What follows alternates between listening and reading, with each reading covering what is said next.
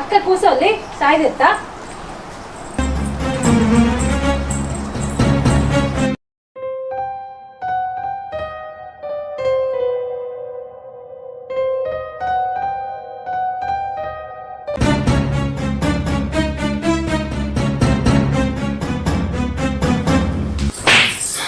ఓ దొంగముండా, ఎవరు నచ్చినప్పుడు బయటికి రావద్దని నీకు ఎన్నిసార్లు చెప్పాలి?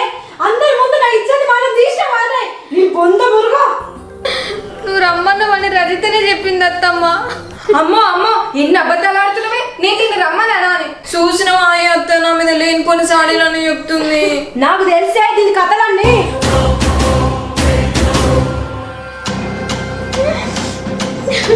ఇది శాంపులే బిడ్డ, ముందుంది నీకు ముసల్లా పండగ.